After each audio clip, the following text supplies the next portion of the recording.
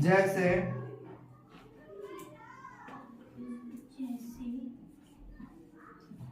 Sodium sulphate, लिख रहे हैं देख लीजिएगा, प्लस बेरियम क्लोराइड,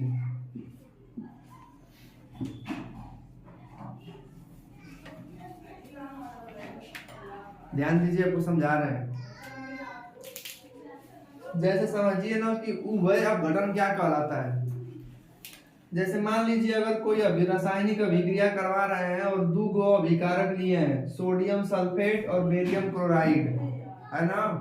तो जब इसके आयन, जब ये यौगिक है, ये क्या है यौगिक, ये भी क्या है यौगिक, ये टूटेगा तो अलग अलग हो जाएगा तो आयन कहलाएगा। क्या कहलाएगा? आयन। तो हम बताए थे कि जो आगे वाला है ना वो प्लस में टूटेगा और जो पीछवा वाला है वो माइनस में। ये किस में टूटेगा? प्लस में।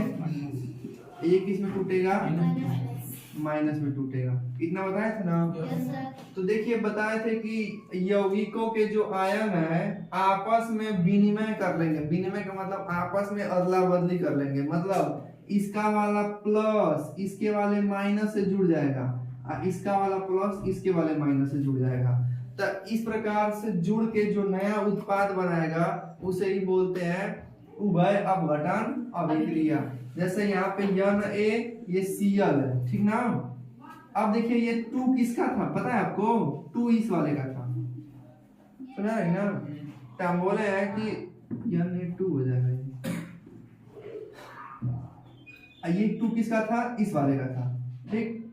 एक्सचेंज होता है तो नीचे आता है ना, ये इसका था। तो देखा Na और Cl मिलके बना लेगा NaCl और Ba2SO4 पर 2 होता है तो ये मिलके बना लेगा BaSO4। तो यहाँ पे बस आप बस मोटा मोटी ये समझिए कि हुआ क्या है कि इसका वाला प्लस जो था इसके वाले माइनस से जुड़ के बना लिया है और इसका वाला माइनस इसके वाले प्लस के साथ जुड़ के बन गया है। आपस में ये क्या किए और एक्सचेंज कर लिए सब अपने अपने को, इसका प्लस इसके माइनस से, इसका प्लस इसके माइनस से जुड़ के ये जो नए उत्पाद बना है, ये पूरी जो क्रिया हुई है उसे क्या बोलेंगे? उभय अपघटन अभिक्रिया। या इसी शब्द को, इस अभिक्रिया को एक और नाम से जानते हैं जिसको कहते हैं द्विविस्थापन अभिक्रिया। हाई नाम पुराना हो चुका है, हाई नया नया नाम है। तो परीक्षा में पूछता है कि द्विविस्थापन अभिक्रिया को परिभाषित कीजिए, तो इसे ही कहते हैं द्विविस्थापन अभिक्रिया। लिख दीजिएगा नीचे नोट ब्लैक पेन से, ये अंडरलाइन करके, यही द्विविस्थापन अभिक्रिया है। मतलब अपने में दोनों में विनिमय हो रहा है। कोई दिक्कत है? ये इसी का दूसरा वो नाम है, दूसरा नाम द्विविस्थापन अभिक्रिया।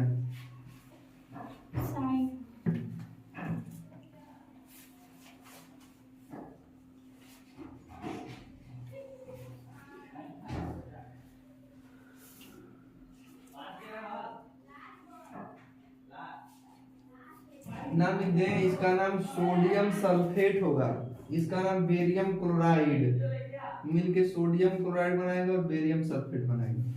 ठीक है।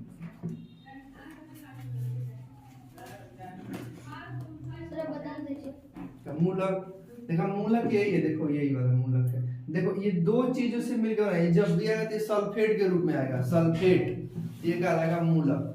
हाई, अब ये यहाँ पे मूलक चला है, हाई दोनों अलग अलग, ये आयन टूटेंगे तो आयन के रूप में टूटेगा, लेकिन हाई जब टूटेगा तो ये ना अपना ये अकेले लेके घूम रहा है, तो ये मूलक है। कार्बोनेट, हाइड्रोक्साइड, सल्फाइड, ये सब मूलक कहलाते हैं।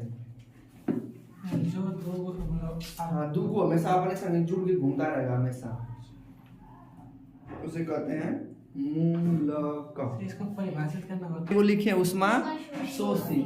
तो देखिए आगे आपको उष्मा उष्मा दोनों में कॉमन मिल रहा होगा। एक शब्द लिखे क्षेपी और एक शब्द लिखे शोषी। तो उष्मा क्षेपी का मतलब ना कि उष्मा उसमें से बाहर निकलेगी, ठीक, और जो भी चीज निकलता है तीर के राइट तरफ दिखाते हैं। और उष्मा शोषी माने उसको उष्मा चाहिए तब जाके वो टूटेगा। तो देखिए हमें यहाँ पे क्रिया लिखे हैं, ये मेथेन गैस है, और ऑक्सीजन से जब क्रिया कर रहा है तो क्या क्या निकल रहा है, कार्बन डाइऑक्साइड H2O प्लस ऊष्मा इसमें से निकल रहा है। तो जब ऊष्मा निकल रहा है तो ये किस प्रकार की अभिक्रिया लिखे हैं हम, ऊष्मा क्षेपी अभिक्रिया लिखे हैं, क्योंकि इसमें से इसका उत्पाद में ऊष्मा निकल रहा है ना, तो इसको बोलेंगे ऊष्मा क्षेपी अभिक्रिया। और इसी का देखिए जस्ट उल्टा लिखे, ये HGO लिखे हैं, तो अब ये क्रिया नहीं कर रहा था, लेकिन हम बताए थे कि जब भी तीर के ऊपर या नीचे कुछ भी लिखते हैं तो इसका मतलब ये होता है कि इसमें हम इस चीज को डाल रहे हैं, तो हम ऊष्मा इसको दे रहे हैं ना कि इसको दे रहे हैं ना। ऊष्मा जब इसको दे रहे हैं तो ये दो भागों में क्या हो जा रहा है, टूट जा रहा है, क्या बन रहा है, Hg अलग हो जा रहा है, O2 अलग हो जा रहा है, संतुलित नहीं है, तो यहाँ पे 2 करेंगे, यहाँ पे 2 कर देंगे। तो देखिए जब ऊष्मा इसको देंगे तो वो कहलाएगी ऊष्मा शोषी अभिक्रिया, और जब ऊष्मा निकलेगी तो उसको बोलेंगे ऊष्मा क्षेपी अभिक्रिया। समझ में आ गया, परिभाषा लिख लीजिए इसके ना, और इसके शब्द से ही स्पष्ट होता है इसका परिभाषा। तो लिखिए,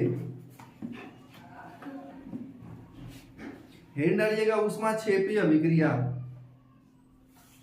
हेडिंग डाल लीजिएगा ऊष्मा क्षेपी अभिक्रिया। इसमें लिखिएगा आप लोग वे रासायनिक अभिक्रिया, वे रासायनिक अभिक्रिया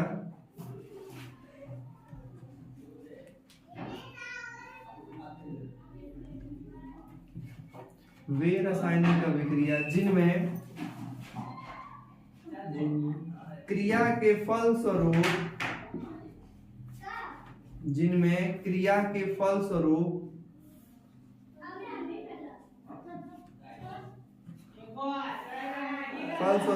ऊष्मा उत्पन्न होती है, ऊष्मा उत्पन्न होती है, ऊष्मा उत्पन्न होती है, उसे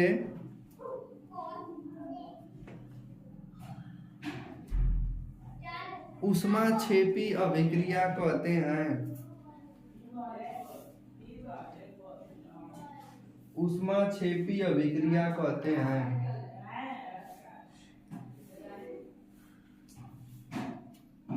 जैसे आप ये पहला वाला एग्जाम्पल लिख लीजिएगा, एग्जाम्पल में एक तो दिखाने के लिए कि कौन सी क्रिया करवाते हैं तो ऊष्मा निकलती है।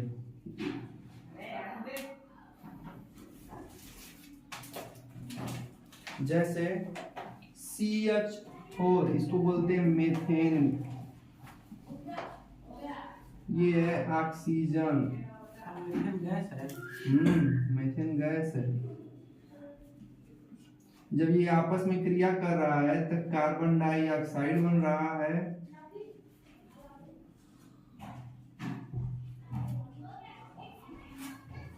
और जल बन रहा है और ऊष्मा निकल रही है। ये अभिक्रिया कहलाती है ऊष्मा क्षेपी अभिक्रिया।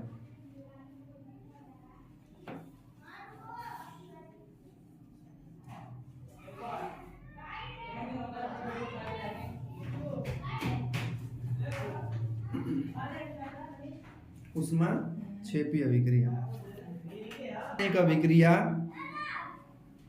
अब ऊष्मा शोषी अभिक्रिया में परिभाषा लिखिए, वे रासायनिक अभिक्रिया,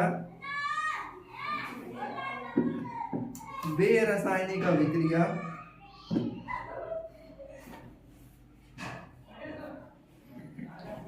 वे रासायनिक अभिक्रिया जिनको जिनको पूरा होने के लिए, चाहे संपन्न होने के लिए, संपन्न होने के लिए ऊष्मा की आवश्यकता होती है, संपन्न होने के लिए ऊष्मा की आवश्यकता होती है या ऊष्मा देनी पड़ती है, या ऊष्मा देनी पड़ती है, उसे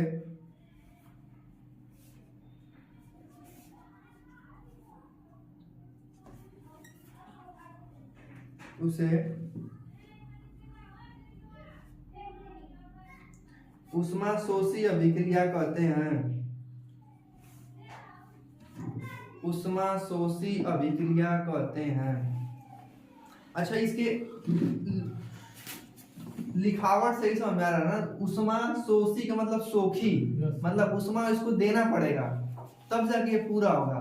आज छेपी मतलब बाहर निकलेगी, ये जब पूरा होगा तो उष्मा इसमें से बाहर निकलेगी। इसका एक उदाहरण लिख लीजिएगा, HgO। अच्छा देखिए, हम चाहे इसके ऊपर लिख दें, चाहे हम चाहे तो हम हमारा मन इसे भी लिख सकते हैं, प्लस उष्मा बराबर 2Hg प्लस O2। बात एक ही है, दोनों कोनो दिक्कत नहीं है।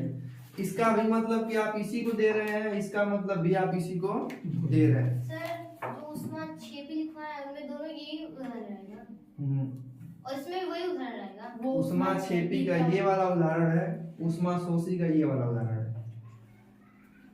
यानी देखो इसमें उसको उष्मा देना पड़ता है। उष्मा छेपी उष्मा शोषी हो गया ना। अच्छा, दैनिक जीवन में उष्मा छेपी अभिक्रियाएं होती हैं। अब कहाँ कहाँ होती है आपको समझा दे रहे, लिखवा दे रहे हैं ना। जैसे उष्मा छेपी अभिक्रिया दैनिक जीवन में हम लोग के साथ होती है, तो लिखिए हेडिंग, उष्मा छेपी अभिक्रियाओं के उदाहरण।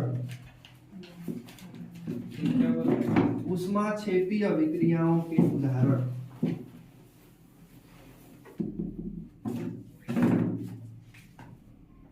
इसका उदाहरण दे रहे हैं आपको। नंबर 1 लिखिए,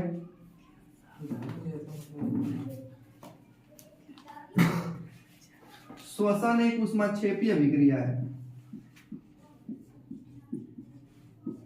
श्वसन एक उष्माक्षेपी अभिक्रिया है।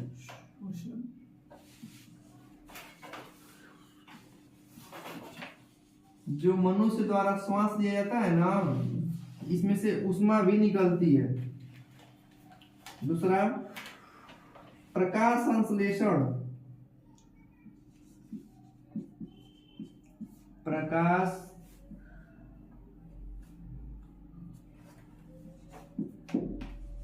संश्लेषण, जिसको इंग्लिश में फोटोसिंथेसिस बोलते हैं। फोटोसिंथेसिस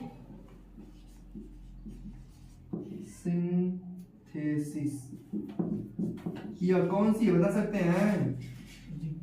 यह उष्मा शोषी है। उष्मा शोषी, सूर्य का प्रकाश होता है। हाँ, सूर्य का प्रकाश ही सोखता है। ये कैसी है? उष्मा छेपी है। श्वास हम लोग जब निकालते हैं तो उष्मा निकलती है ना, छेपी लेकिन ये क्या होता है कि उष्मा शोषी है। जब तक पौधों में प्रकाश नहीं जाएगा और प्रकाश में उष्मा होता है, तो प्रकाश के साथ साथ वो उष्मा भी सोखते हैं पौधे, तो इसलिए उष्मा शोषी।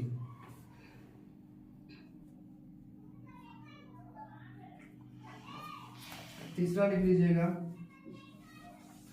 जो ये सड़क पे देखते होंगे, जो साग सब्जी फेंक देते हैं लोग, चाहे पेड़ पौधे काट कूट के साग सब्जी अधिकतर, अगर उसको ज्यादा दिन तक उसको दबा के रखा है तो उसमें से उष्मा निकलने लगता है, गर्म हो जाता है वहां। तो साग सब्जियों पुस्तक में वनस्पति का विघटित होकर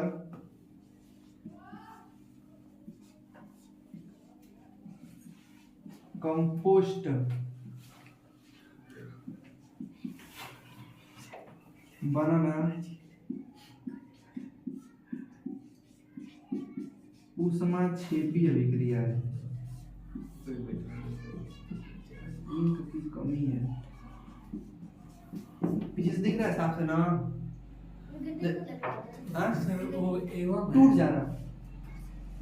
साग सब्जी वनस्पति हो। साग सब्जी मतलब एक भाषा में उसको वनस्पति कह रहे हैं। उसके बाद कि का विघटित होकर, का लिखे हैं? सर कौन सा साग सब्जी? कोई भी साग सब्जी हो गया, मतलब पालक, जमीन पे फेंका रहेगा वही बस। हाँ, उसको इकट्ठा करके इसे रख, जब खाद बनाया जाता है ना, खाद वनस्पति से, तो ये सब विघटित होकर जो कंपोस्ट बन जाते हैं, कंपोस्ट मतलब खाद, तो उसमें से ऊष्मा निकलने लगता है। कंपोस्टर गाँव में सबसे अच्छा उदाहरण जो गोबर वोबर जब इकट्ठा कर दिया जाता है, जब एकदम क्या बोलते हैं बहुत ज्यादा हो जाता है, गुड़ हाँ, तो वो में बहुत ज्यादा उसके पास जब जाएंगे ना तो बहुत ज्यादा गर्मी निकलती है, चाहे कबो को थोड़ा सा हटाते हैं लेकिन उसमें हमारे मेरे उस्मान घर में निकलता है है, बहुत ढेर सारा। घर पर मतलब घर में नहीं है। टूट जाना, हाँ जब टूट जाए तो उसको क्या बोलते हैं